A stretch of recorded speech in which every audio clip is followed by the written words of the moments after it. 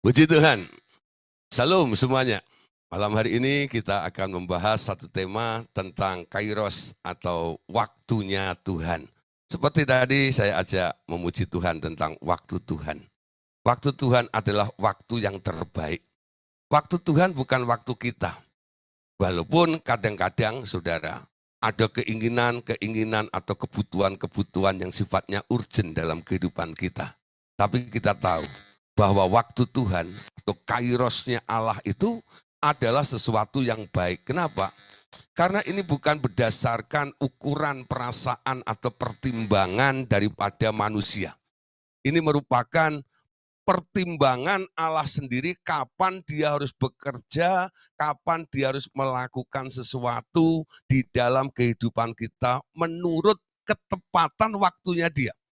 Begini saudara ya, kalau kita melakukan sesuatu yang tepat dengan waktu yang tepat, kita percaya hasilnya pasti maksimal. Ya, kenapa? Pasti sudah dipersiapkan dan semuanya sudah terkonek dengan baik. Semua orang-orang yang akan berjumpa dengan kita ya ataupun semua masalah-masalah yang Tuhan izinkan di dalam kehidupan kita, semua itu sudah diukur oleh Allah. Karena kita tahu bahwa Allah turut bekerja sama dalam segala perkara untuk mendatangkan kebaikan kita. Amin. Nah, kebanyakan manusia ini dipengaruhi dengan emosi dan ambisinya. Maunya jalan pintas, maunya cepat-cepat. Betul nggak? Nah, makanya kita lihat banyak sekali sekarang makanan siap saji, cepat saji.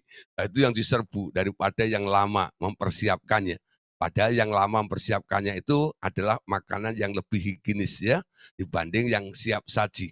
Yang siap saji sudah disajikan dari kemarin, mungkin udah ditempelin dengan lalat 1000 dan sebagainya dan macam-macam ya. Nah, yang penting sudah ada siap cak gitu ya. Nah, nanti ujung-ujungnya Anda sakit perut dan sebagainya. Nah, Bapak Saudara, sekarang kita masuk pada materi pelajaran kita ya tentang waktu Tuhan. Amin. Waktu Tuhan. Firman Tuhan mengatakan bahwa segala sesuatu itu ada waktunya. Ya, segala sesuatu itu ada waktunya. Jadi boleh dikatakan di bawah kolong langit ini, di sekitar kita ini, segala sesuatu ada waktunya. Di sini manusia harus mulai belajar. Belajar apa? Belajar untuk menyesuaikan diri dengan program dan planning Tuhan. Bukan memotong dan mengambil jalan pintas semau hatinya sendiri. Perhatikan ya. Karena segala sesuatu ada waktunya, di sini kita harus mulai apa? Belajar untuk menyesuaikan diri dengan program dan planningnya Tuhan. Bukan sebuah kebetulan, ya kita khususnya yang ada dalam wadah Revival Total Ministry, kita sedang mencanangkan tema di tahun ini, agenda kerajaan Allah ya, jadi agenda surga. Jadi kita menyesuaikan diri dengan agenda surga ya. Nah, jadi bukan sebuah kebetulan. Malam hari ini kita pelajarin lagi bagaimana kalau segala sesuatu ada waktunya dan waktu Tuhan dan kita harus mulai belajar untuk menyesuaikan diri dengan program dan planningnya Tuhan ya. Programnya Tuhan. Tuhan itu punya program dalam hidup kita. Ya.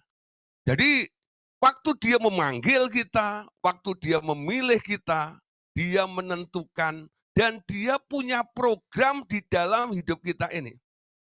Ketika dia menyelamatkan kita, memanggil kita, menempatkan kita di satu tempat tertentu, atau kita mungkin diizinkan untuk buka usaha ini atau masuk dalam sebuah ministry ini, Tuhan punya program, Tuhan punya plan di situ.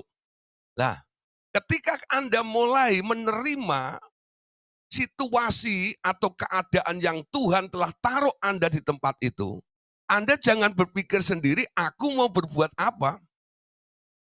Anda harus duduk tenang, mencari Tuhan yang membawa Anda di tempat itu, Lalu Anda mulai bertanya, Tuhan, kenapa Engkau tempatkan aku di tempat ini? Untuk apa Tuhan? Apa yang harus aku lakukan? Sesuai dengan programmu, sesuai dengan planningmu. Nah, saya bersyukur kalau memang sudah ada yang mulai melakukan hal seperti ini.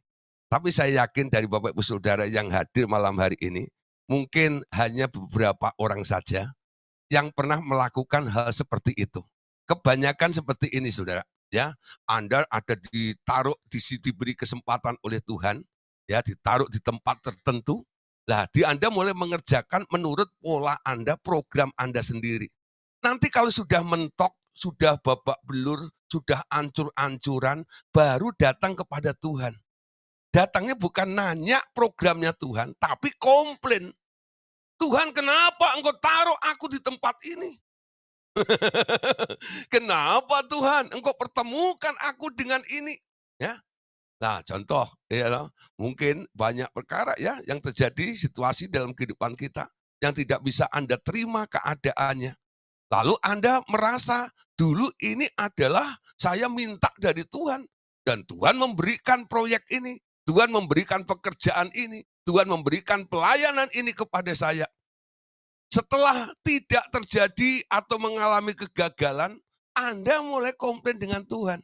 Padahal kesalahannya adalah ketika Anda merespon panggilan Allah itu, Anda tidak ikutin program dan planningnya Allah. Anda mencari atau membuat program sendiri, rancangan sendiri, menurut pandangan Anda, menurut perasaan Anda, apa yang Anda anggap itu baik dan benar. Betul?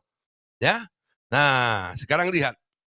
Banyak orang memotong tadi dikatakan dan mengambil jalan pintas semau hatinya sendiri. Sekarang apa? Kata orang yang penuh dengan hikmat di dunia ini, yang diakui di dalam Alkitab namanya Salomo. Salomo menulis di dalam kitab Pengkhotbah pasal 3 ayat 1 dan ayat yang kedua. Perhatikan ya. Untuk segala sesuatu ada masanya. Untuk apapun di bawah langit ini ada waktunya. Ada waktu untuk lahir, ada waktu untuk meninggal. Ada waktu untuk menanam, dan ada waktu untuk mencabut yang ditanam. Saudara, nah banyak orang kadang-kadang tidak bisa menerima fakta atau kenyataannya. Dalam seminggu ini, ya saya masuk dalam beberapa grup WhatsApp, gitu ya, ataupun ada di grup Facebook. Ternyata ada 4 hari ini sekali satu lagi, ya teman kami, ya yang dipanggil Tuhan. Dan banyak komentar-komentarnya, ya khususnya ya istrinya atau sahabat karibnya. Kami belum siap, ya ditinggalkan oleh mereka dan sebagainya. Lalu saya mulai merenungkan ayat ini. Untuk segala sesuatu memang ada masanya. Untuk apapun yang di bawah langit ini ada waktunya. Masuk dalam kairosnya Tuhan, saudara. Semua bisa terjadi, semuanya bisa berubah. Keadaan bisa baik, keadaan bisa buruk. Ya, tapi itu bukan sebuah persoalan bagi kita kalau kita ada di dalam track jalurnya Tuhan. Anda sedang melakukan apa yang Tuhan rencanakan, canangkan, program Allah di dalam hidup Anda. Amin. Paulus katakan, hidup bagi Kristus, mati adalah sebuah keuntungan. Yang perlu diperhatikan adalah dalam kondisi saat-saat seperti ini, apakah Anda ada di dalam track-nya Tuhan atau tidak? Itu. Kalau tidak, saudara, perjalananmu akan tidak nyampe pada target atau sasarannya. Betul? Jadi kita tidak sedang berbicara khawatir memikirkan tentang situasinya. Yang perlu diperhatikan pertama kali, apakah aku sudah hidup menurut jalannya Tuhan, rancangan Tuhan, apakah program yang saya kerjakan ini sesuai dengan plan-nya Tuhan atau tidak? Ayo, mulai ya. Karena segala sesuatu ada masanya. Ya, tadi dikatakan untuk apapun di bawah langit ini ada waktunya. Tadi katakan ada waktu untuk lahir dan ada waktu juga untuk meninggal. Coba Anda lihat ya di televisi, khususnya yang di rorotan. Sehari ya toh, orang dikubur sampai 100 lebih, sampai 200. Ya. Kalau Anda mendengar tok begitu, ada was-was, ada kekhawatiran seperti itu. Tapi pola pikir kita mulai dirombak dulu. Ya. Masalah peristiwa keadaan itu Tuhan berdaulat. Allah kuasa melakukan segala perkara, Allahku maha kuasa. Dia ciptakan seisi dunia, atur segala masalah, ku maha kuasa. Amin. Dia yang mengatur siklusnya semuanya. Dia yang memegang kendali itu. Nah, persoalannya Anda sedang mengambil jalan pintas, memotong rancangan Allah itu, atau Anda sedang nurut rencana Dia atau tidak. Ya, bukan persoalannya mati atau hidup sekarang. Ekstrimnya begitu ya.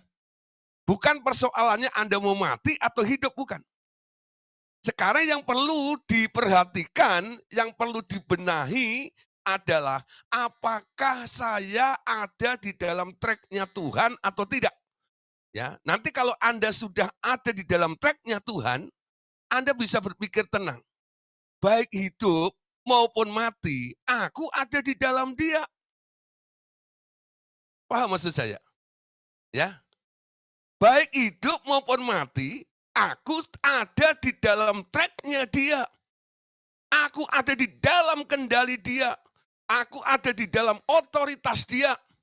Nah, saudara, di sini Anda bisa berkata seperti Paulus, hidup bagi Kristus, mati adalah sebuah keuntungan. Amin. Nah, ya, daripada kita berpikir, kalau mendengar berita, tadi sudah saya sampaikan ya, dalam seminggu ini ada 4 sahabat saya panggil Tuhan. Hari ini, tadi ya jam 2, saya buka WhatsApp grup lagi, 1 lagi. Dan itu bukan orang-orang yang biasa-biasa, tapi orang-orang yang giat-giat di dalam Tuhan. Ya. Dan makanya banyak sekali yang bilang, aduh merasa kehilangan ini dan kehilangan itu. Nah, sempat saya merenungkan sore tadi. Ya, tapi bukan merenungkan kapan giliran saya, bukan. Tapi saya merenungkan begini, saudara. Ya, nah, hidup itu bagaimana? Kita tidak tahu. Karena segala sesuatu ada waktunya. Segala sesuatu itu ada masanya juga. Ada waktu untuk lahir dan ada waktu untuk mati. Apa yang perlu kita perhatikan sekarang? Hidup dalam kehendak Tuhan. Ya, masuk dalam kairosnya Tuhan ini. Pengkhotbah pasal 3 ayat 14. Kelanjutannya ya. Pengkhotbah pasal 3 ayat 14. Ia membuat segala sesuatu indah pada waktunya. Bahkan ia memberikan kekekalan dalam hati mereka. Tetapi manusia tidak dapat menyelami pekerjaan yang dilakukan Allah dari awal sampai akhir. Amin. Ia membuat segala sesuatu indah pada waktunya. Konotasi atau persepsi daripada manusia membaca ayat ini selalu ujungnya itu happy. Seperti itu ya. Dia akan membuat segala sesuatu indah pada waktunya. Tapi saudara, walaupun ujung-ujungnya sebuah kematian, Tuhan katakan, dalam kitab Wahyu mengatakan, berbahagialah orang yang mati di dalam Tuhan, bukan? Ngerti nggak maksud saya?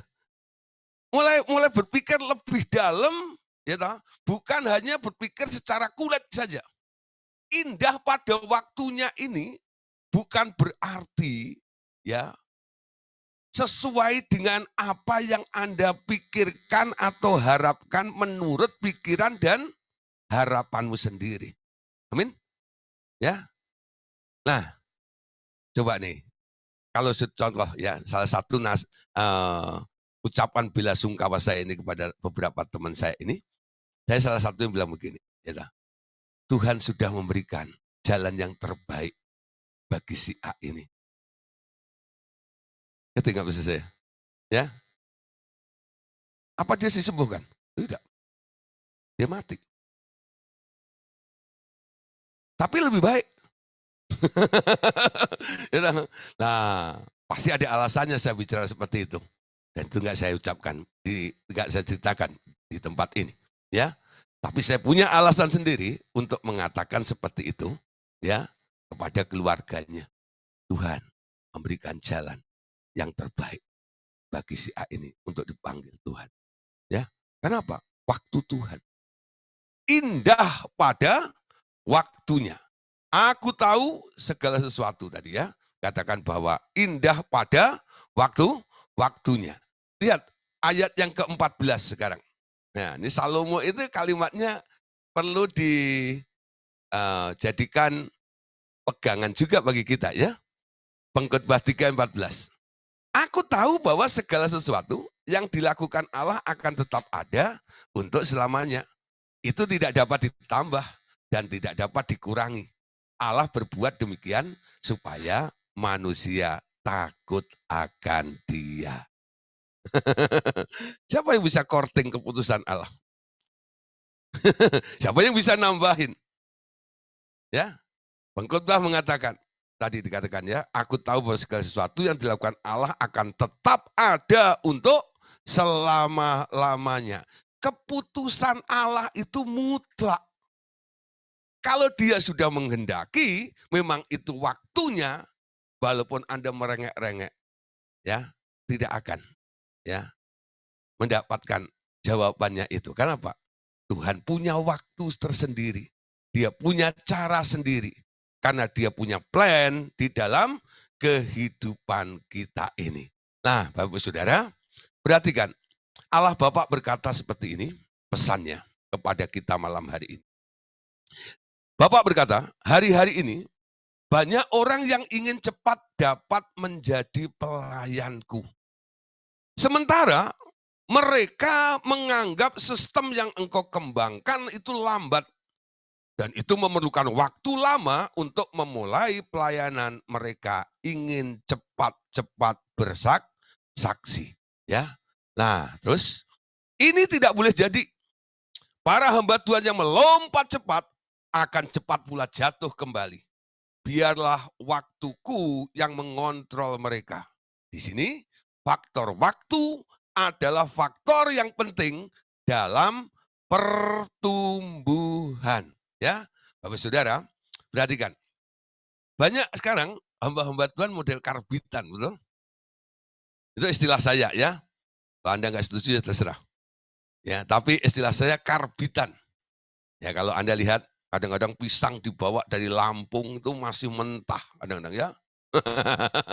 Nanti sampai di Jakarta itu sudah mateng. Padahal perjalanan cuma 1 hari semalam gitu ya, atau 2 hari gitu. Nah, kok bisa? Ya, dikarbit ya. Nah, dikarbit.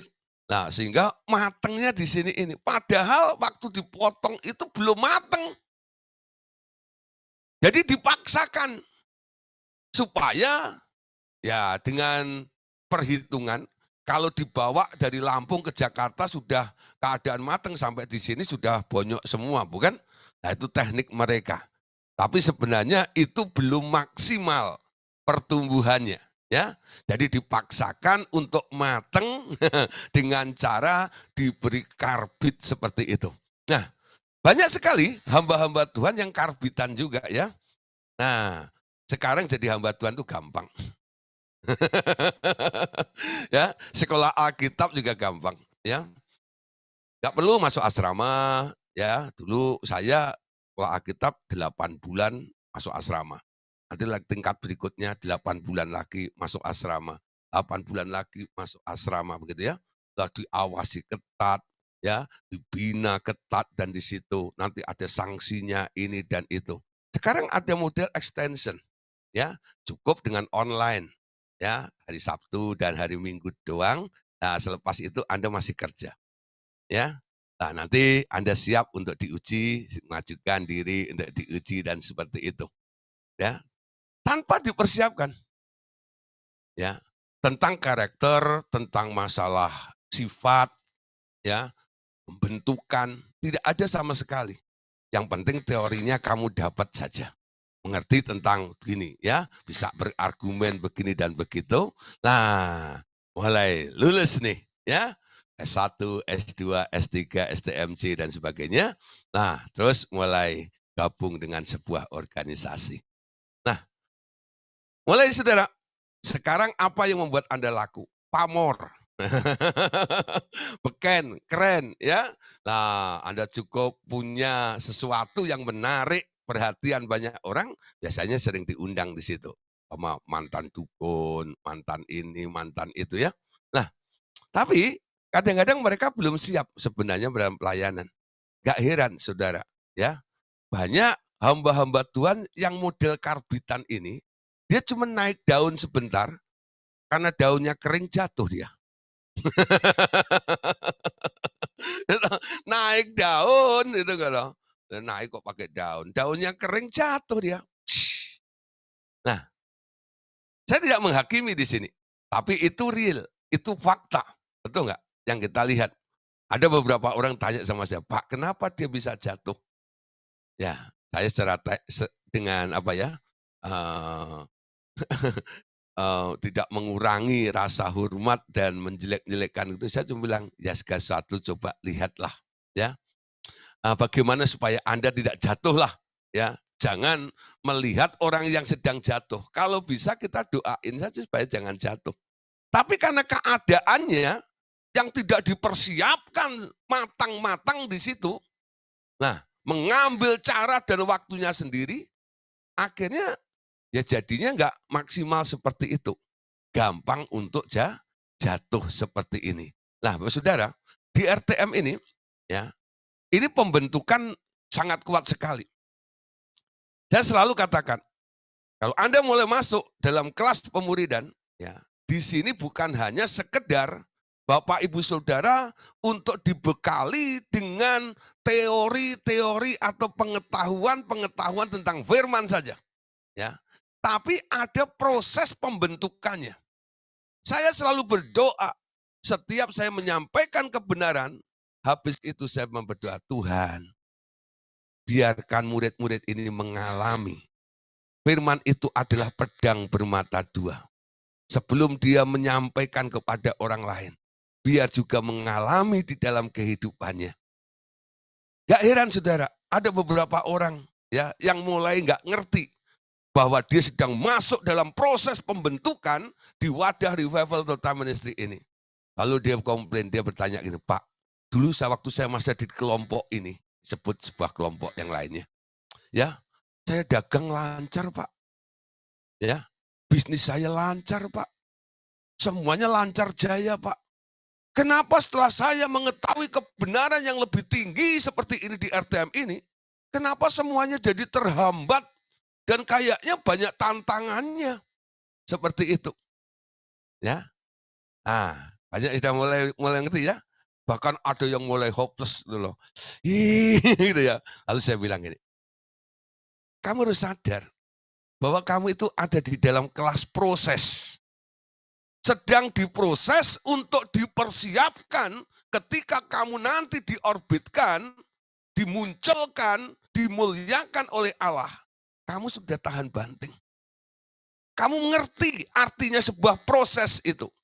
Proses dilakukan supaya yang diproses ini mengalami kedewasaan dan kematangan secara rohani dan mentalnya. Amin. Ya, jadi sekarang lihat, kalau Anda sedang mengalami proses hari-hari ini, Anda sedang ada di dalam tracknya Tuhan, ada di dalam jalurnya Tuhan, tapi Anda sedang diproses, jangan Anda ngomel dengan Tuhan. Anda mulai katakan bersyukur, bersyukur, bersyukurlah. Amin.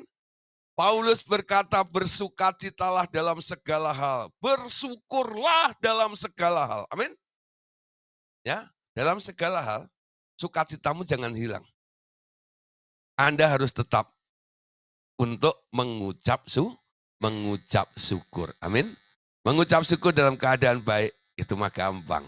Tapi mengucap syukur dalam keadaan diproses, nah itu menunjukkan kualitas Anda yang sebenarnya. Amin. Jadi waktu adalah faktor penting dalam pertumbuhan ini.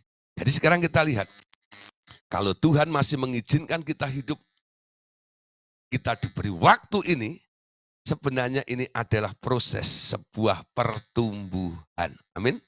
Faktor waktu menentukan Anda sebagai faktor untuk bertumbuh nantinya. Ya, oke. Nah, waktu adalah faktor pematangan dalam kehidupan seseorang. Bapak berkata, aku tidak akan membuang-buang waktu yang tidak perlu. Jangan khawatir tentang hal-hal itu. Aku adalah Allah yang bijaksana dan tidak pernah melakukan kesalahan. Dan aku tahu waktuku dengan sempurna. Amin. Ya, dikatakan ini bagus sekali. Aku adalah Allah yang bijaksana dan tidak pernah melakukan kesalahan. Dan aku tahu waktuku dengan sempurna.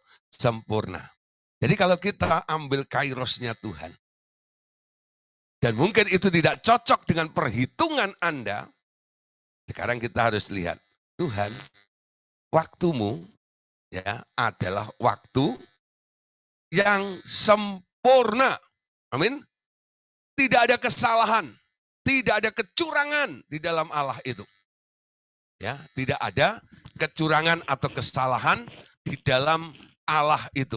Nah, Bapak Saudara, satu kali ada orang yang terus tidak bisa menerima ya keadaannya. Lalu datang kepada saya untuk konseling.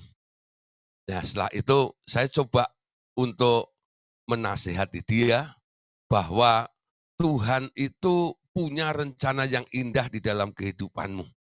Ya. Lalu saya bilang, Tuhan itu tak pernah salah, saya bilang.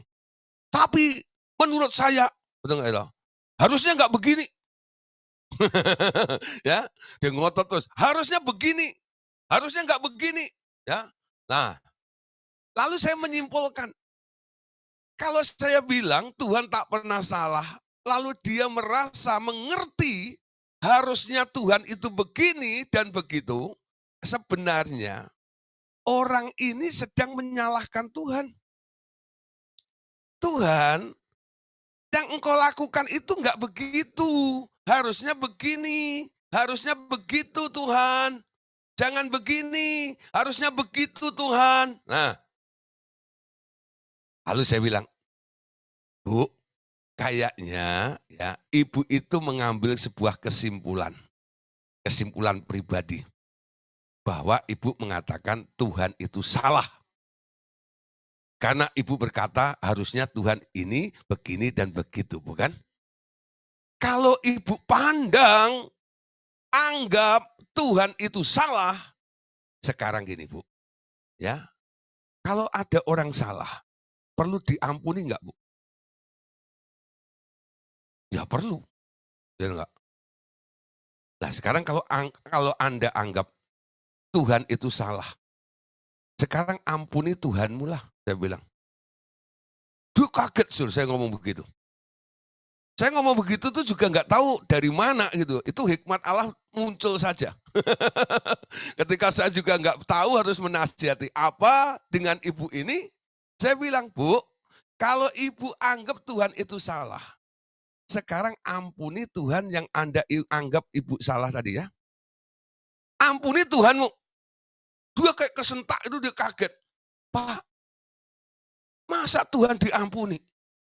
Saya yang harusnya diampuni. Nah, ketika dia ngomong seperti itu, saya lalu senyum. Bu, dari tadi sebenarnya ibu itu ngomong Tuhan salah. Kalau Tuhan salah, ibu ampuni Tuhan. Tapi ibu nggak berani ngampuni Tuhan. Bahkan ibu berkata, akulah yang pantas diampuni. Jadi yang pengen diampuni itulah yang salah, Bu. Saya bilang. Jadi yang salah siapa sekarang? Tuhan atau ibu? Dia baru nyadar. Tadi bantahan, dan bantahan terus dengan saya, ya. Nah, ketika Tuhan memberikan hikmat, saya suruh ngampuni Tuhan tadi, dia baru menyadari, masa Tuhan saya ampuni? Saya yang harus mengampuni Tuhan, bukan? Nah, dari situ ketika dia perlu diampuni oleh Tuhan, saya bilang, ibu yang salah. Ibu salah memikirkan, ibu salah memutuskan, dan ibu salah merasakannya. Kesimpulan ibu itu yang keliru. Waktu Tuhan, rancangan Tuhan, plannya Tuhan, itu baik dan sempurna adanya.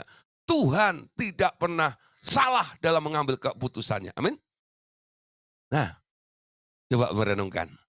Jangan-jangan Bapak Ibu Saudara yang hadir malam hari ini dalam Zoom meeting, atau yang mendengarkan dalam YouTube ini, ya, saya percaya mungkin Anda juga pernah merasakan hal seperti itu, tapi Anda nggak merasa Anda bersalah.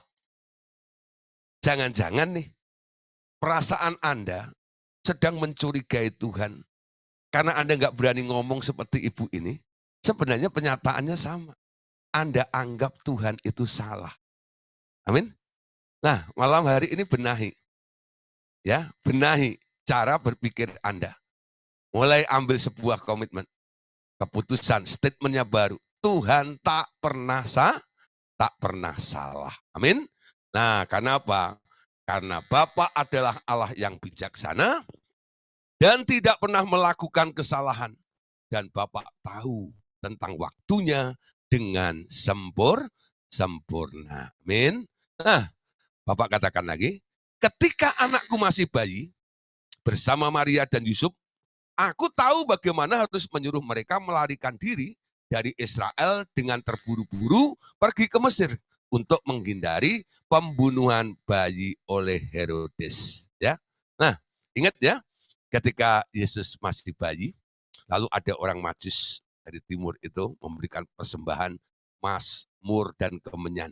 Nah, gara-gara orang Majus ini, dia tanya ke istana Herodes tentang adanya seorang raja yang baru lahir, itu membuat Herodes kebakaran jenggot. Ya, saya nggak tahu Herodes punya jenggot atau tidak. Tapi gara-gara pertanyaan daripada 3 orang Majus itu, akhirnya Herodes itu kebakaran jenggotnya. Dia marah, tapi marahnya sopan ya. Dia pakai politik ya, seolah-olah dia suruh ya orang Majus ini untuk menyembah raja yang baru lahir itu.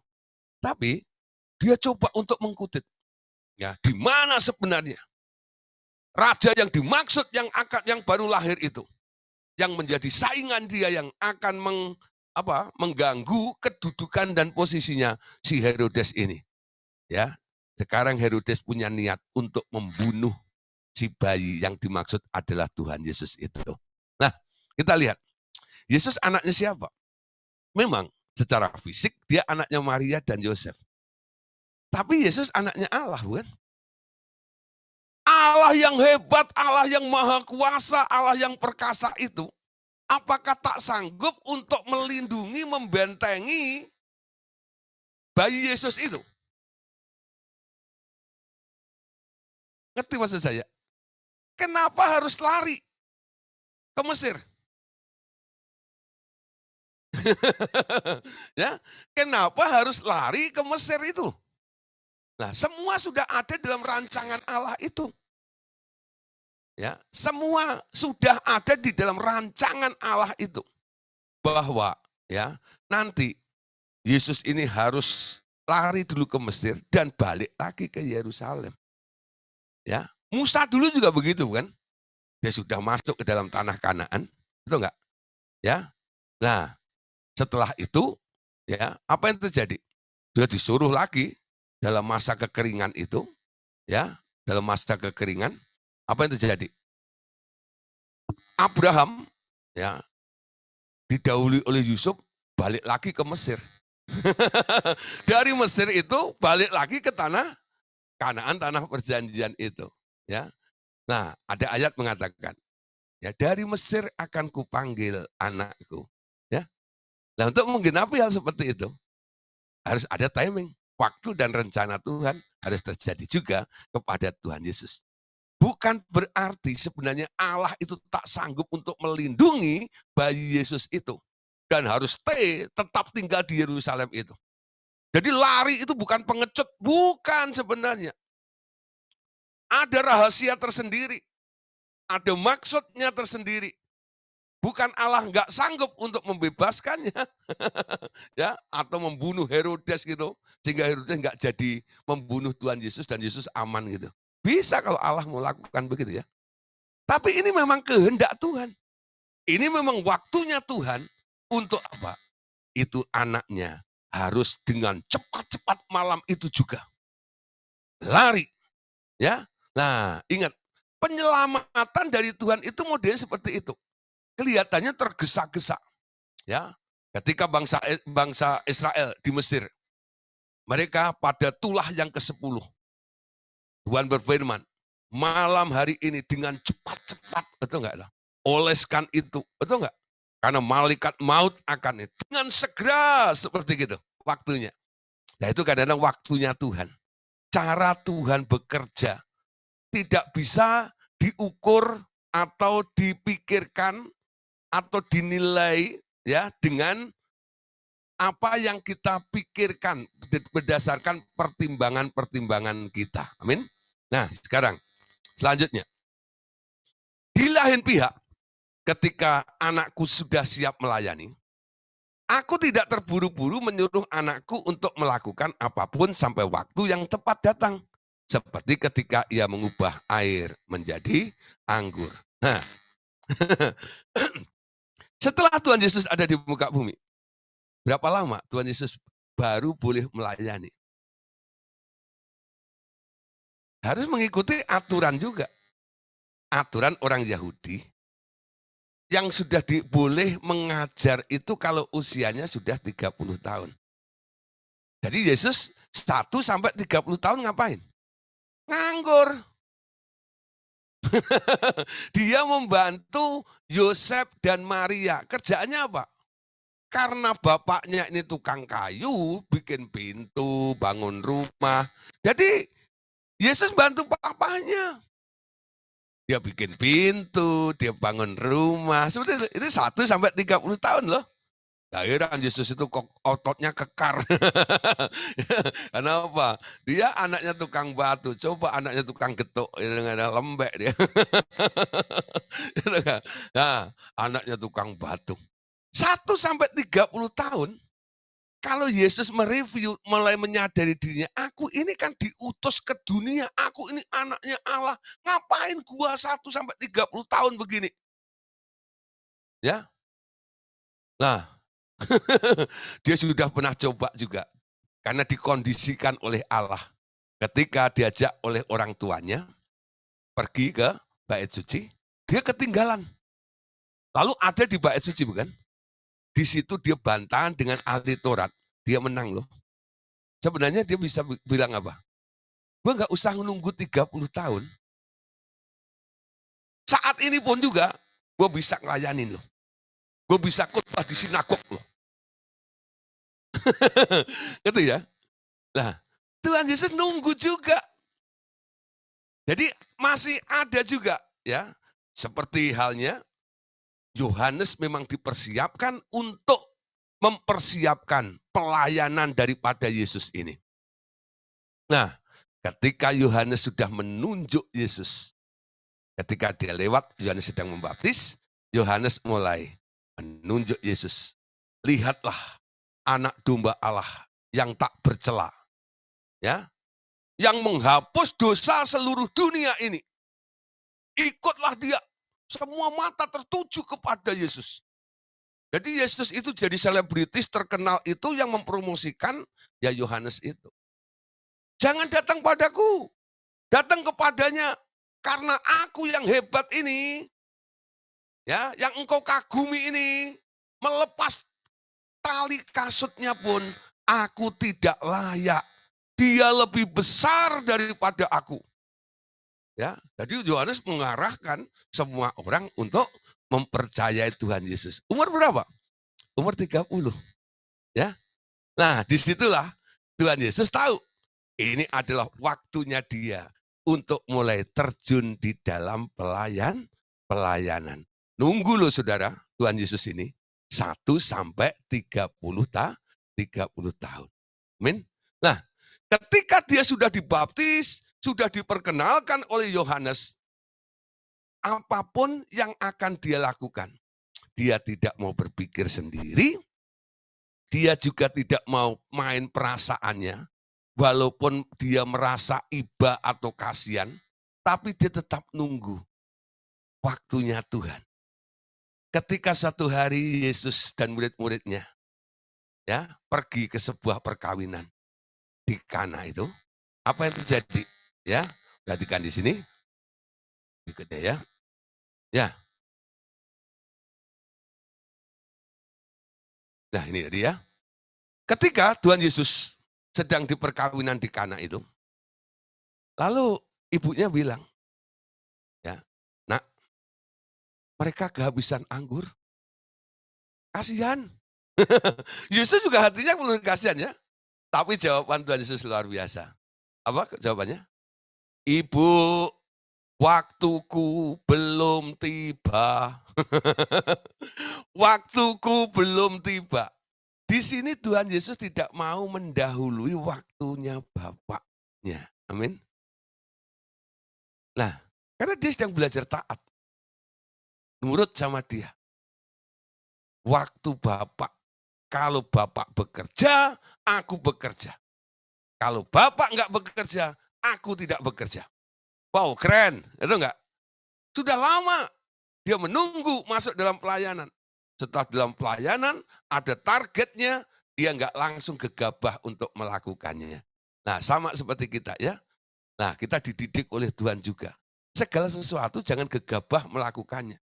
Walaupun mungkin ada orang yang minta didoakan di depan Anda.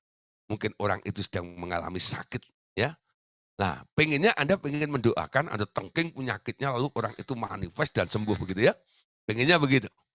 Nah, jangan gegabah. Tanya Tuhan dulu. Tuhan, ini orang di depan saya ini, mesti diapain? Ya. Kalau menurut pikiran dan analisa Anda, dia kan sakit. Dia kan minta untuk disembuhkan. Ya saya sembuhkanlah dalam nama Tuhan Yesus. Dia kan sudah berikan kuasa kepada saya.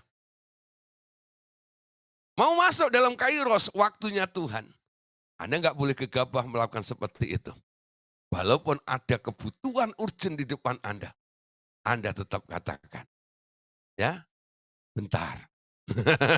Tanya Tuhan dulu, ya. Nanti kalau Tuhan bilang, sembuhkan dia. Dalam nama Tuhan Yesus, jadilah sembuh. Sembuh enggak? Sembuh. Kenapa? Karena dia yang mau orang itu sembuh. Amin. Anda tidak mengeluarkan energi yang besar untuk menyembuhkan orang itu. Karena yang bergerak, yang bekerja bukan Anda. Tapi kemauan, keinginan dia yang terjadi di dalam diri Anda. Nah, dia nanti akan membackup Anda. Karena Anda berjalan di dalam waktunya Tuhan. Nah, ya dalam pelayanan. Sekarang terus. Ya, bahkan waktu kematiannya adalah sesuai dengan waktu yang tepat. Yaitu pada hari Paskah. Waktu untuk mengorbankan anak domba Allah. Semua berada di bawah pengaturan waktuku, anakku. Ya, nah Bapak Saudara, Tuhan Yesus ini dari lahir sampai matinya, luar biasa ya. Dia lakukan tepat seperti waktu Bapak. Ya, lahirnya kapan, mulai pelayanan kapan, dalam melakukan pekerjaannya, semua tepat seperti waktu dan keinginan Bapaknya. Karena Yesus berjalan di dalam plan Bapaknya. Sehingga dia punya slogan yang luar biasa. Makananku ialah melakukan kehendak Bapa dan menyelesaikannya. Amin. Itu yang dilakukan. Nah, coba mulai belajar ya. Jadi bicara tentang kairos Tuhan itu bukan hanya kita menunggu kapan jawaban doa kita. Tuhan, kairosmu kapan? saya sudah jomblo lama ini, mana jodohku Tuhan. Nanti kalau ada sinyon datang gitu kata, "Nah ini waktu Tuhan, ini kehendak Tuhan." Itu ya, apalagi ditambahin dinubuatkan. Wah, gitu loh, "Inilah jodohmu saudara." Gitu loh. Ada saudara ya, orang saking ngimpleng dan ngebetnya pengen kawin saudara ya. Lah, akhirnya ketemu dengan hamba Tuhan yang memang ya gitu ya, bernubuat juga sih. Tapi akhirnya apa saudara, setelah menikah, itu pernikahan nggak nyampe 1 bulan, bubar semua. Dinubuatkan, dinubuatkannya di dalam retret. Waktu pernikahannya saya diundang, Pak Andreas diundang. Saya satu meja dengan Pak Andreas. Ada beberapa orang dari Revival Total Ministry yang ikut hadir di situ. Ya, pestanya besar, ya. Nah, biayanya mahal, hampir 4 M. Ya, padahal di kota Tegal, ya bikinnya. Nah, dari seperti itu segitu. Yang diundang artis terkenal-terkenal. Salah satunya Agnes Mo, ya apa Agnes Monica itu. Wah, wah semua diundang, ya. Jacqueline Solose ada, wah banyak lah. Pokoknya sampai undangannya banyak juga, ya. Tapi lihat, nggak sampai sebulan bubar. Orang tuanya kecewa luar biasa, ya. Lalu mulai tanya, "Bukankah sudah ini nubuatan loh, keterima seperti itu." Kok bisa saudara? Ya, mana yang keliru? Nah, setelah dipelajari ternyata apa? Ambisi, keinginan, ya, keinginannya yang menggebu-gebu itu sampai akhirnya bukan berjalan dalam track-nya Tuhan. Dan Tuhan membiarkan saja. Dia sangat bangga dan happy melakukan hal itu. Sepertinya seperti itu loh, ya. Nah, saudara percaya ya, jangan karena sudah diteguhkan juga oleh hamba Tuhan, itu belum tentu. Anda harus dapat konfirmasi sendiri dari Tuhan. Amin. Lukas pasal 8. Tadi kan? Lukas pasal 8. Ya. Lukas pasal 8 ayat 14.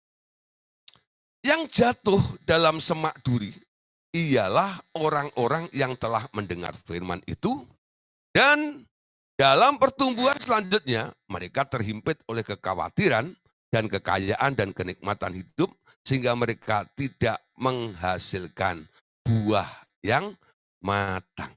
Tadi dikatakan faktor waktu adalah faktor penting untuk sebuah pematangan, proses pendewasaan.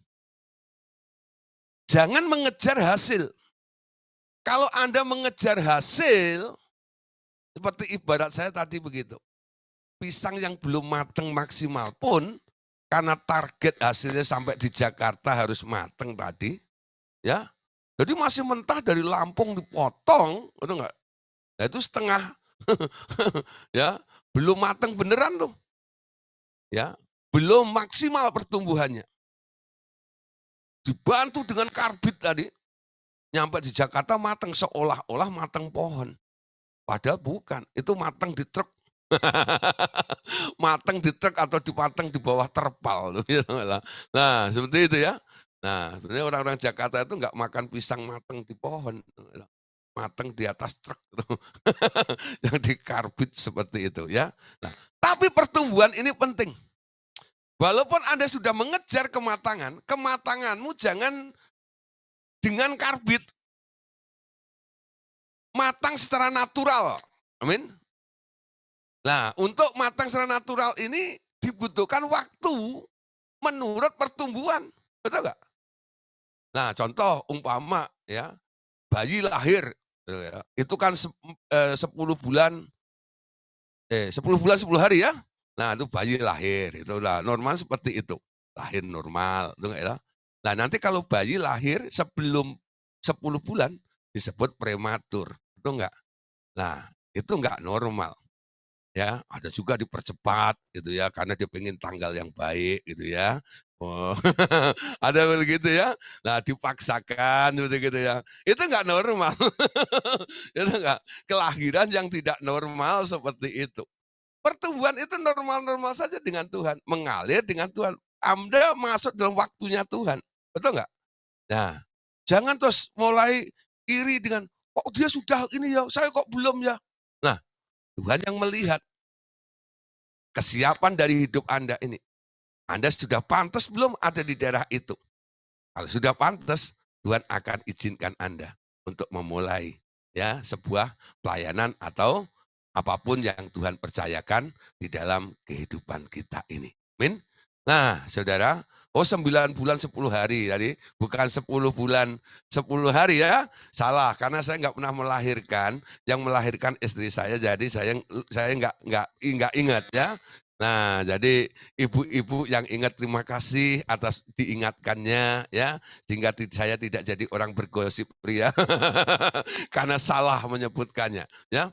Jadi 9 bulan 10 hari ya. Bapak Ibu nggak mau ngingetin tadi ya, 9 bulan 10 hari ya. 9 bulan 10 hari. Jadi kalau kurang dari 9 bulan itu bayi disebut bayi prematur, itu enggak ya?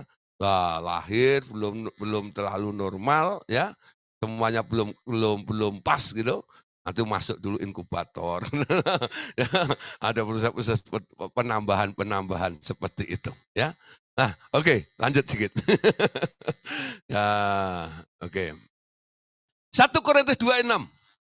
Sungguh pun demikian kami memberitakan hikmat di kalangan mereka yang telah matang, yaitu hikmat yang bukan dari dunia ini dan yang bukan apa ini? Dari penguasa-penguasa dunia ini, yaitu penguasa-penguasa yang akan ditiadakannya. Amin. Nah, sekarang lihat. Tuhan akan memberikan hikmat kepada mereka yang sudah matang. Jadi kacamata Allah. Ketika Allah mau mempercayakan segala sesuatu kepada kita, apa yang dilihat oleh Allah? Ini sudah matang atau belum? Ya. Nah, pastikan Anda matang. Amin. Tapi jangan bonyok, ya. Ya, matang. Amin. Nanti kalau Anda sudah matang, dipandang Tuhan sudah matang, Dia akan mempercayakan segala sesuatu kepada Anda. Amin. Nah, banyak orang-orang ambil jalan pintas, bukan? Saya ingat dulu ya, ada orang pengen sekali jadi pengerja. Nah, ingat yang zaman-zaman ini banyak sekali alumni-alumni rumah doa segala bangsa. Nah, dulu pernah ada persyaratan, betul nggak ya? Semua yang ingin jadi pengerja harus mendapatkan ayat dari Tuhan, betul? Nah, ingat ya dulu? Nah, semua setor ayat, ya, semua setor ayat. Nah, setornya ke saya, ya. Nah, setornya ke saya kasih kepada Ibu Dorcas ya, Ibu Dorcas Daud dan Pak Andreas ya. Nih, dari beberapa orang yang dapat ayat, termasuk saya juga saya dapat ayatnya, walaupun saya hanya bagian ngumpulin ayatnya saja, ya. Wah, semua kumpulin kumpulin kumpulin kumpulin kumpulin kumpulin gitu ya. Nah, Saudara, ada satu orang ya, nggak saya sebut namanya. Ya, semua kan pakai kertas biasa, ini pakai amplop, Saudara. Nah, saya itu pakai amplop, kadang-kadang. Nah, saya nggak ngerti apa isinya, ya udah saya serahkan. Halo, si Ibu Dorcas itu telepon saya, "Gideon, itu di satu ayat itu kok ada amplop isinya ada duitnya, apa maksudnya?" Wah, saya nggak ngerti, Bu, bilang gitu. Tapi saya udah tandain, bilang gitu, namanya saya tahu, bilang gitu. Saya nggak ngerti, Bu, apa maksudnya, karena saya tidak buka. Ya, saya juga nggak tahu bahwa dalamnya itu adalah uang, ya. Nah, ya, nah akhirnya semua deh ya, nah dia nggak dipersoalkan ada duitnya atau tidak, yang penting ada ayatnya kan, sebenarnya disuruh ngumpulin ayat bukan suruh ngumpulin duit loh ya, suruh ayat. Lah, akhirnya direkrutlah pengerja-pengerja. Nah, dulu cukup lumayan ya, karena RDSB dulu Jakarta itu ada 3 tempat, ada di Kelapa Gading, ada di Plaza Sentral, dan ada di Citibank di RCTI dulu, dekat-dekat Kebon Jeruk itu ya. Lah, itu pekerja-pekerja hampir sekitar 200-an orang, lumayan itu ya. Nah itu kalau ngumpul itu 100 sekian orang itu pengerja-pengerjanya dari berapa kelompok seperti ini. Lah, terus mulai diseleksi, ada yang gugur, ada yang ini dan itu segala macam itu. Nah, satu kali si orang yang memberikan, ayat dengan amplop tadi itu, dia keluar dari gereja Rumah Doa Segala Bangsa. Karena dia bergabung, mau bikin gereja sendiri ceritanya. Lalu ditanya sama si Ibu Dorcas tuh, "Ah, dulu kamu mau gabung dengan kami, suruh tanya Tuhan, lalu Tuhan berikan ayat bukan? Kamu dapat ayatnya dari Tuhan untuk bergabung dengan kami. Sekarang kenapa kamu keluar? Alasannya apa? Apakah Tuhan suruh keluar atau tidak?" Betul nggak? Ya, tahu maksud saya ya? Jadi ketika mau bergabung suruh tanya Tuhan. Ayat itu tadi itu hanya sebagai peneguhannya, Tuhan bicara bahwa dia harus gabung, boleh gabung dengan kami gitu loh. Nah sekarang setelah mereka keluar dari organisasi ini, ditanya lagi nih sama koordinatornya, "Kenapa keluar? Apakah Tuhan suruh keluar?" Ketika dia dengar apakah Tuhan suruh keluar, dia nggak berani ngomong juga. Lalu dia bilang gini, Bu, maaf Bu," ya, "itu kemarin kan saya dapat 8 ayat. Jadi saya aja dapat 1 ayat. Dia dapatnya 8 ayat, Saudara, untuk gabung, untuk jadi pengerja itu. Nah, tahu nggak Bu, itu 8 ayat sebenarnya, itu bukan dari Tuhan." Saya dengar itu kaget campur geli juga. Bukan dari Tuhan Bu. Itu karena saya pengen supaya saya bisa jadi pengerja di Rumah Doa Segala Bangsa, makanya saya kasih ayat sebanyak-banyaknya. Nah, saudara tahu ya, gugur, betul nggak ya? Ya, ini sebenarnya hal seperti ini, ketika saya mendengar, ya, melihat itu, saya prihatin juga nih, ya toh, ikut-ikut Pak SBY ya, prihatin juga nih, melihat orang-orang seperti ini, prihatin, dengar itu, ya toh. Hanya demi begini, ya toh, dia mengelabui seolah-olah ini merupakan waktu kairosnya Tuhan, betul nggak? Padahal dia hanya pengen bergabung jadi pengerja saja. Nah, mungkin cerita seperti ini, ya ini hanya contoh ya, mungkin terjadi juga dengan kasus yang berbeda dalam kehidupan kita, ya. Nah, akibatnya apa? Anda tidak sedang berjalan di dalam waktu dan ketentuan ketetapan Tuhan. Dalam plan-nya Tuhan. Itu rencanamu sendiri, itu trikmu sendiri. Orang lain nggak mengerti seolah-olah Anda berjalan dalam waktunya Tuhan. Nah, dibutuhkan waktu untuk bertumbuh supaya Anda matang. Kalau Anda matang nggak usah menawarkan diri, Tuhan akan pilih Anda, lalu Anda dipercayakan untuk melakukan sesuatu. Itu saja. Amin. Ya. Nah, mulai belajar. Ikut aja gitu loh. Setia. Waktunya Tuhan.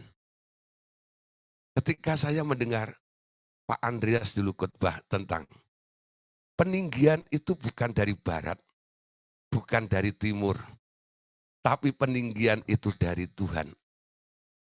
Saya langsung nangkep. Ya sudah. Karena saat itu saya rasanya pengen, tuh nggak itu? Sudah tahu cara pelayanan begini, begitu, gitu, gitu. Nah, ada satu ambisi, ya. Nah, tapi saya urungkan. Saya cuma satu aja, sudahlah. Saya mau setia saja, ya. Setia. Sampai beberapa orang, karena saya sudah bertahun-tahun, ya, ikut Pak Andreas itu, ya. Orang mulai prihatin dengan saya. Gideon, gitu. Semua orang itu mikirin masa depannya. Ya nggak? Sampai kapan sama kamu akan berhasil kalau kamu terus ada di tempat ini seperti ini, ya. Kamu hanya membantu, kamu bisa nih, seperti teman-teman yang lain itu loh, sudah buka gereja, sudah punya jemaat, sudah begini, sudah begitu, ya. Kamu ngikut orang terus seperti ini. kayak gitu ya. Tapi saya tahu, saya diingatkan oleh Roh Kudus kembali, peninggian bukan dari timur atau dari barat, tapi dari Tuhan. Saya setia saja, ikutin terus, ya. Nah, lama-lama nih, ya tanpa saya duga-duga, ya Pak Andreas itu melihat, lalu ada pendelegasian, ya. Memang ada kondisinya juga. Satu kali Pak Andreas itu memang ya lagi pergi bareng seperti ini ya, terus dia lagi nggak enak perutnya. Ya tahu nggak? Nah di situ ada Pak Daud, di situ ada Bu Dorcas gitu, lah ada saya. Kenapa dia datang pada saya bilang, "Gideon," ya nggak ya, "bisa gantiin saya nggak?" Saya bingung, kan ada Bu Dorcas, ada Pak Daud, kenapa saya? Ya, ternyata mereka bertiga sudah ngobrol nih. Kita beri waktu, kita beri kesempatan untuk Gideon. Lah, bukan karena keinginan saya, tapi waktunya. Amin. Di situ saya ngerti, waktunya, ya.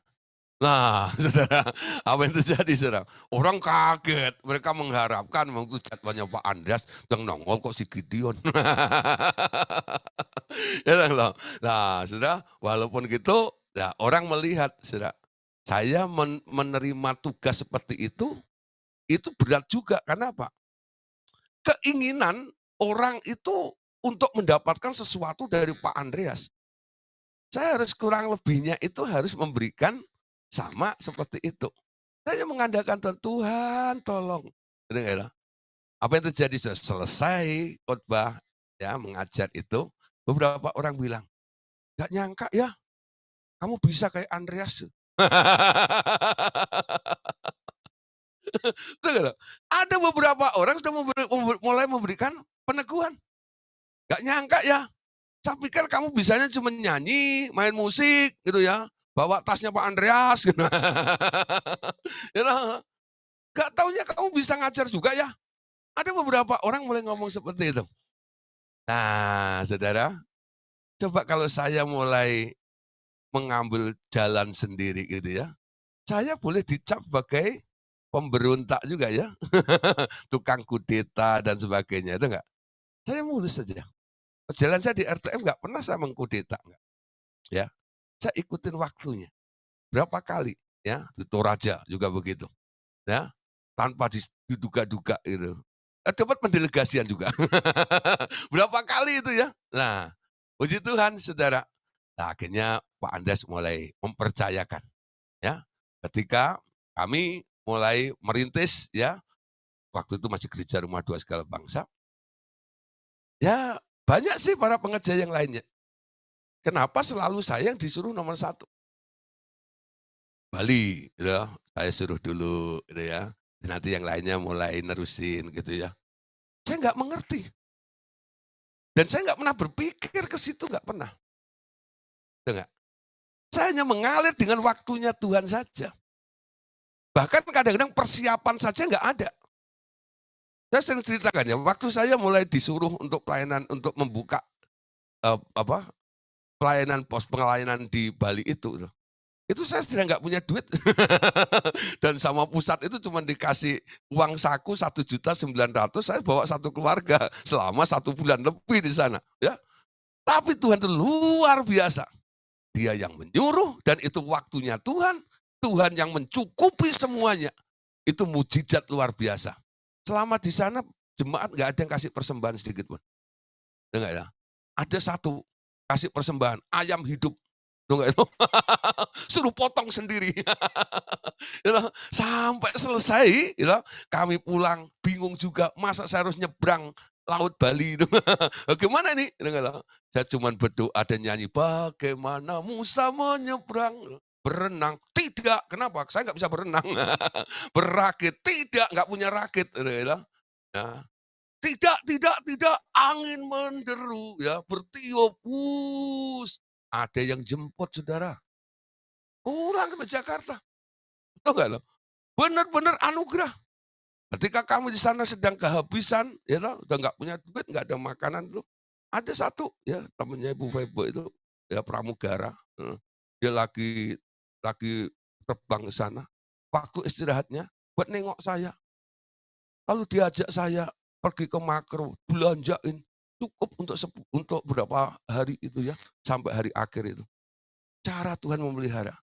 Kenapa? Saya masuk dalam kairosnya Tuhan. Ya, terjadi miscommunication antara pusat dengan Bali. Jadi orang Bali mikir saya sudah dikomplitin, betul nggak ya? Dari pusat. Orang pusat pikir nanti orang Bali akan memelihara saya. Tapi semuanya orang Bali salah mikir, orang pusat salah mikir juga. Saya jadi korban. Tapi korban yang enak. Dalam kehendak Tuhan itu. Wow, keren.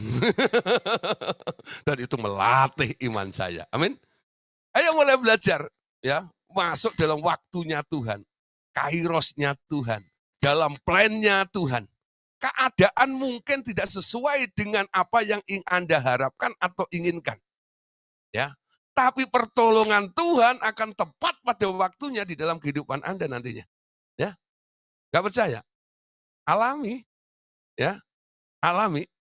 Sampai ada teman saya, ya, ini namanya Pak Suntirta tadi itu, ya, dia bilang gini, Gideon, mau bikin buku tentang iman. Saya bilang, saya nggak bisa bikin buku, saya bilang, tata bahasa saya itu nggak bagus. Ya, kalau orang mau mengambil kesaksian saya ya untuk tentang iman, ya silahkan. Tapi saya nggak bisa bikin buku. Saya bilang gitu ya. Itu tahun berapa suruh bikin buku tentang masalah iman. Iman itu mempercayai apa yang Tuhan katakan, berjalan di dalam ketetapan dan ketentuannya, di dalam waktunya dia. Amin. Nah, coba sekarang perhatikan. Ini merupakan peringatan daripada Allah Bapa. Hari-hari ini banyak orang yang ingin cepat dapat menjadi pelayanku. Ya. Sementara mereka menganggap sistem yang engkau kembangkan lambat dan memerlukan waktu lama untuk memulai pelayanan. Mereka ingin cepat beraksi, ya. Nah, ini biasanya seperti itu ya. Nah, terus Yakobus 1 ayat 4. Yakobus 1 ayat 4.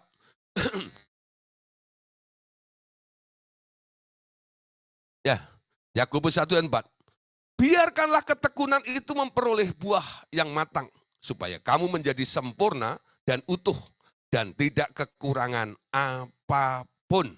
Ya, jadi waktu Tuhan yang panjang kadang-kadang membosankan itu juga bagi kita untuk menghasilkan tekunan ujung-ujungnya. Amin. Nah, Daniel pasal 2 ayat 21. Perhatikan.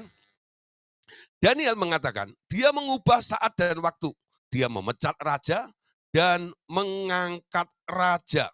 Ya, dia memberi hikmat kepada orang bijaksana dan pengetahuan kepada orang yang berpengertian. Ya, terus Daniel 7 ayat 12, juga kekuasaan binatang-binatang yang lain dicabut dan jangka hidup mereka ditentukan sampai pada waktu dan saatnya. Ya, jadi segala sesuatu sekarang tergantung kairos atau waktunya Tuhan. Lalu apa yang harus kita kerjakan? Kalau semua adalah menurut waktunya Tuhan. Sekarang kita harus belajar untuk latihan mengenal waktu, ya, mengenal waktu. Ya, bagaimana mengenal waktu? Bapak berkata, jadi aku perlu melatih semua hambaku bertindak benar, bertindak tepat waktu dan memahami waktuku. Ya, jangan resah dan jangan khawatir tentang masalah waktumu sendiri. Ya, perhatikan di sini dia katakan mau melatih kita. Jangan resah tentang waktu dan tentang khawatirmu. Kenapa? Semua hal yang kukatakan kepadamu akan digenapi. Pengetahuan tentang waktu yang sesuai dengan waktuku adalah pelajaran yang sangat penting yang harus diajarkan. Apa yang harus dilakukan selama waktu seseorang harus menunggu juga sesuatu yang penting yang harus dipelajari. Amin. Jadi selama kita menunggu waktu ini proses terjadi ini harus menemukan pelajarannya, ya, pelajarannya. Nanti Anda menemukan banyak pelajaran-pelajarannya. Oh, maksudnya Tuhan ini begini. Tapi kalau Anda mengejar target Anda sendiri dan berjalan menurut waktu kecepatan Anda sendiri, Anda nggak akan mendapat pelajarannya. Kesulitannya mungkin ada, tapi pelajarannya nggak akan Anda dapat. Tapi ketika menunggu waktunya Tuhan, berjalan di dalam waktunya Tuhan, akhir-akhirnya nanti Anda akan bisa memetik pelajarannya. Ya, oh, dan setahun ini saya diajar oleh Tuhan tentang hal ini. Tahun berikutnya nanti belajar lagi dengan waktunya Tuhan. Lalu Anda akan tahu, tahun berikutnya ini saya diajar oleh Tuhan tentang perkara ini. Amin. Mungkin hitungannya nggak tahun demi tahun, bisa per minggu, bisa per hari, terserah. Yang penting Anda pastikan bahwa Anda berjalan di dalam waktunya Tuhan. Amin. Kisah para Rasul ayat 1 sampai ayat yang Kisah para Rasul pasal 1 ayat yang ke-7. Ya. Jawabnya kepada mereka, engkau tidak perlu mengetahui masa dan waktu yang ditetapkan Bapa sendiri menurut kuasanya. Satu kali murid-murid Tuhan Yesus ini, ya, Yesus itu mau pamit, ya, mau pergi kepada Bapa, nanti akan turun juga menjemput mereka. Lalu murid tanya, loh, kapan itu? Kapan waktunya pemulihan itu? Yesus menjawab, ya, tentang masa dan waktu yang ditetapkan Bapak sendiri, engkau tak perlu mengetahuinya. Kalau istilah sekarang, Yesus tuh ngomong gini loh, lu kepo banget sih. Kepo, itu enggak itu? Nah, banyak orang bersikap kepo di hadapan Tuhan, itu enggak itu? Pengen tahu, Tuhan kapan selesainya, itu enggak ya? Saya sudah lama bergumul ini Tuhan, bergumul sendiri lagi.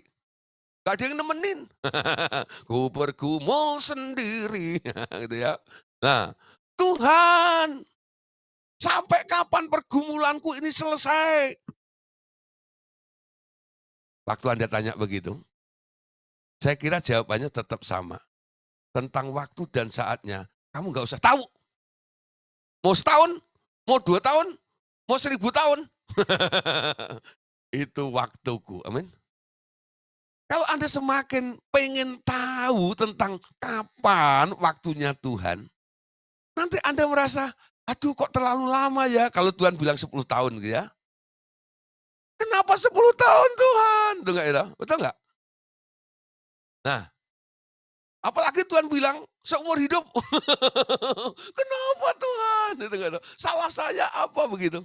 Nah, udah jangan terlalu sibuk untuk mengetahui sampai kapan proses ini berjalan. Ya, nanti jawaban Tuhan tetap sama. Udah nggak usah tahu. Yang penting kamu belajar di sini.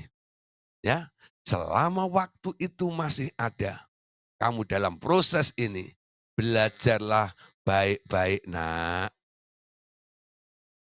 Nikmati, amin. Walaupun berlinang air mata, nikmati saja.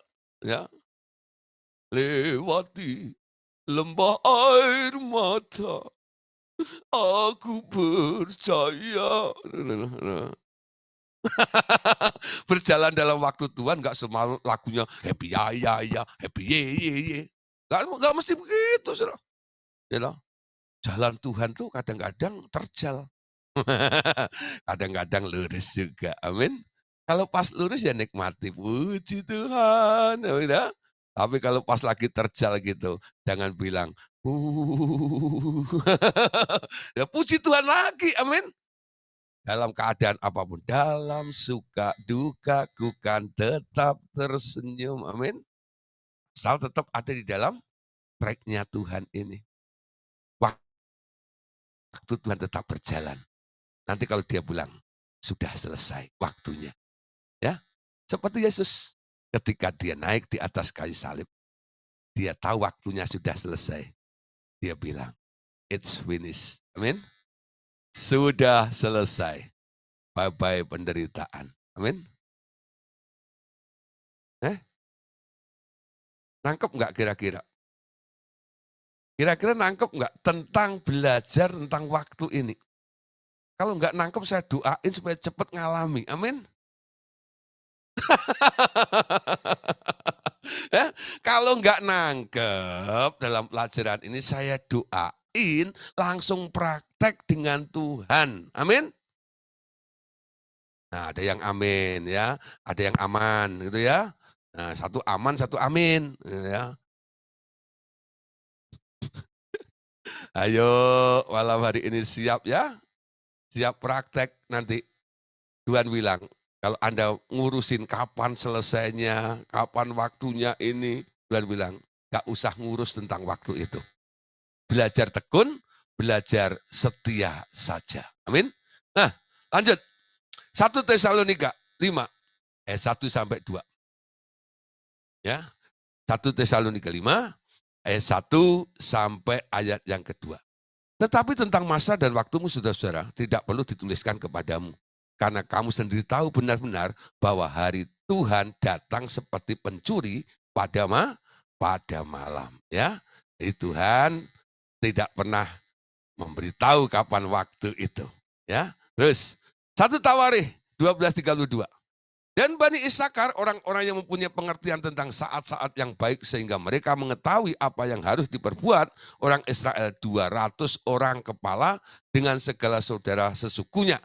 Ya, yang di bawah perintah mereka. Lah saudara, dalam peperangan rohani kadang-kadang harus tahu timing yang tepat. Ya, seperti waktunya. Nah, saat-saat yang dikatakan saat-saat yang baik itu. Ya, nah Daniel 7. Ayat 11 sampai 13. Aku terus melihatnya karena perkataan sombong yang diucapkan tanduk itu, aku terus melihatnya sampai binatang itu dibunuh, tubuhnya dibinasakan, dan diserahkan ke dalam api yang membakar. Juga kekuasaan binatang-binatang yang lain dicabut, dan jangka hidup mereka ditentukan sampai pada waktu dan saatnya. Aku terus melihat dalam penglihatan malam itu, tampak datang dengan awan dari langit, seorang seperti anak manusia, datanglah ia kepada yang lanjut usianya itu, dan ia dibawa ke hadapannya. Ya, jadi dalam penglihatan pun, ya Daniel ini melihat kapan sih waktu penggenapan daripada sebuah vision atau penglihatan itu terjadi juga. Nah, ayat terakhir malam hari ini, ya besok kita akan lanjutkan lagi. Tapi kita tutup dengan ayat ini. Habakuk 2 sampai 3. Lalu Tuhan menjawab, aku demikian tuliskanlah penglihatan itu dan ukirkanlah itu pada loh supaya orang sambil lalu dapat membacanya. Sebab penglihatan itu masih menanti saatnya, tetapi ia bersegera menuju kesudahannya dengan tidak menipu. Apabila berlambat-lambat nantikanlah sebab itu sungguh-sungguh akan datang dan tidak akan tangguh, tidak akan bertangguh. Amin. Nah, Bapak Saudara, jadi kalau waktu yang Tuhan izinkan itu masih lambat, Anda pandang itu lambat karena lama jangkanya, nantikan saja.